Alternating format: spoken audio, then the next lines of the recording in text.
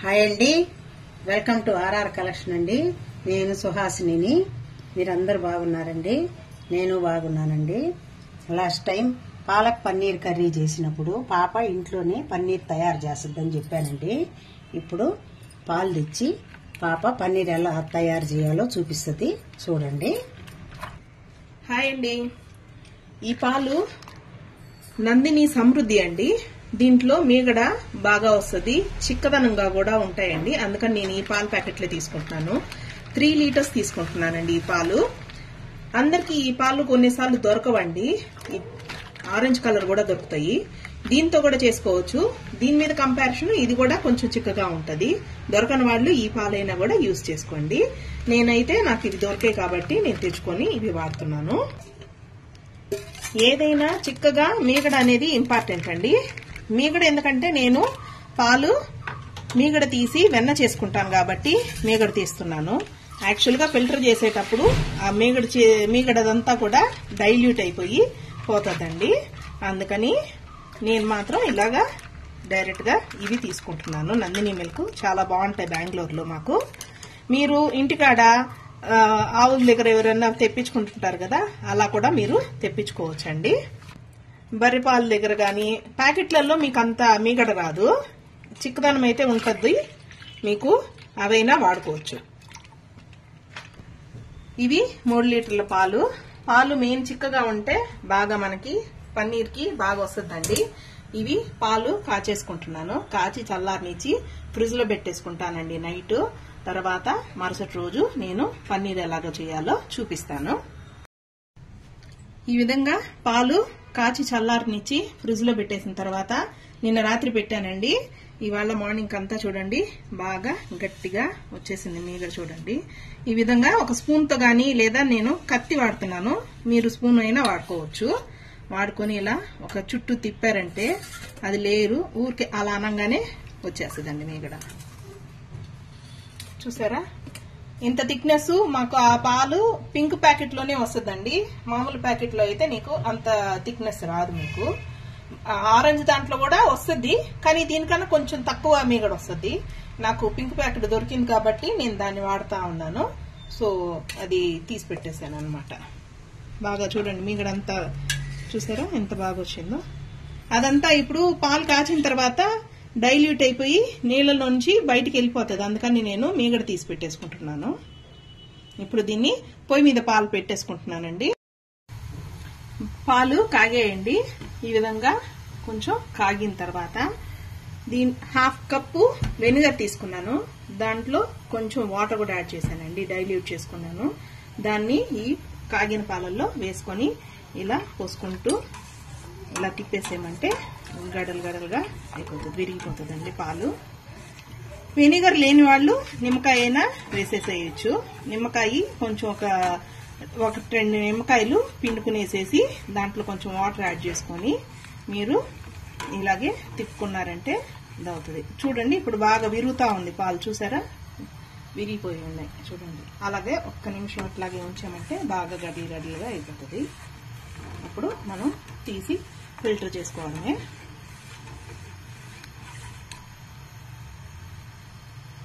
ఎక్కువ అడుగును తిప్పకండి, కింద గార పట్టినట్టు అట్లా ఏదైనా నల్లగా ఉంటే అది వచ్చేస్తుంది. ఊరికే పైన ఊరికే అలా తిప్పండి. తిప్పగానే పాలు విరిగిపోతుంది కదా, చాలన్నమాట. విరిగిపోతే ఇంకొక రవ్వ బాయిల్ అవ్వాలి. అది గట్టిగా పెద్ద పెద్ద ఉండల్లాగా వచ్చిందంటే మనకి పన్నీర్ తయారైపోయినట్టు లెక్క.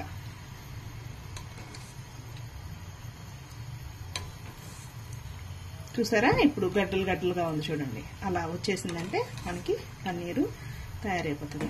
ఇంట్లో చేసుకునే దానివల్ల ఏమవుతుందంటే మనకి ఫ్రెష్ గా ఉంటది, ప్లస్ మెత్తగా ఉంటదండి.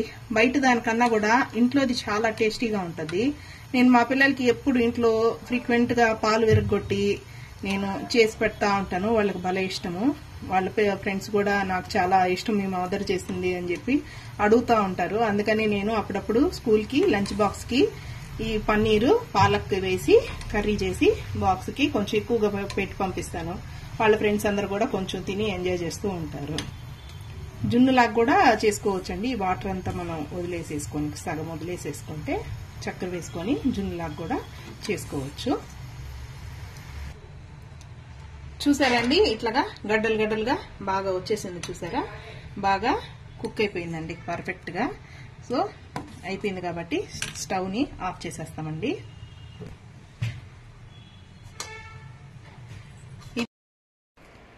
ఇప్పుడు 1 అవర్ పైన అయిందండి. 2 అవర్స్ అయింటుంది అరౌండ్. తీసేస్తున్నాను ఇప్పుడు.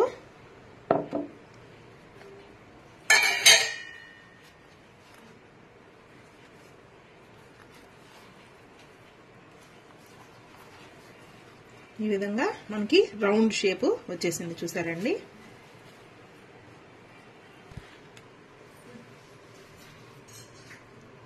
దాన్ని క్యూబ్స్ గా కట్ చేసుకుందామండి.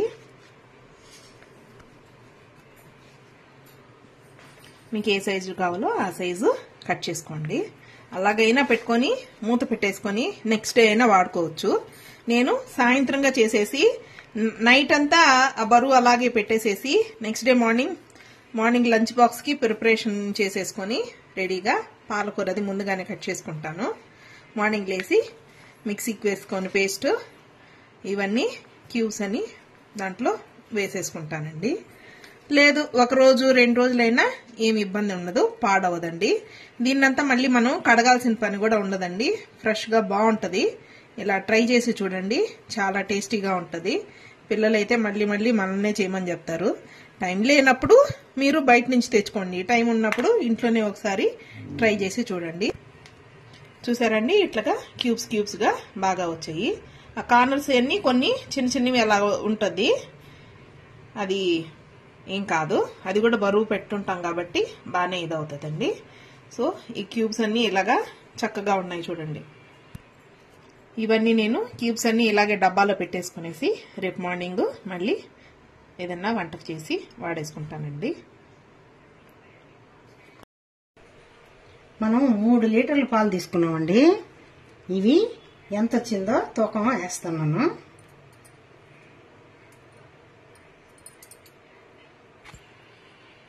మనం 3 లీటర్ల పాలు తీసుకున్నామండి పన్నీర్ చేసేదానికి.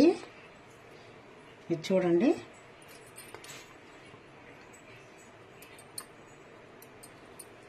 340 గ్రామ్స్ వచ్చిందండి. 340 గ్రాములు వచ్చింది. ఇది 340 గ్రాములు వచ్చిందండి. 3 లీటర్లు తీసుకుంటే మనకి పాలు చిక్కదనాన్ని బట్టి వస్తుందండి. ఇది మీరు ట్రై చేయండి. మనది ఇంట్లో మనం చేసుకునింది అయితే మనము ఒక వారం రోజులైనా పెట్టుకొని తినొచ్చు. బయట తీసుకునిందంటే కొంచెం ఎట్టా ఎప్పుడు ఉంటుందో ఎప్పుడు చేసింది ఉంటుందో ఏమో తెలియదు కదా. అందువల్ల మేము ఇంట్లో చేసుకుంటామండి. ఎప్పుడన్నా ఎక్కువ మెంబర్స్ అట్లా ఉన్నప్పుడు బయట నుంచి తెచ్చుకుంటుంటాము. మీరు ట్రై చేసి లైక్ చేయండి, షేర్ చేయండి, సబ్స్క్రైబ్ చేయండి.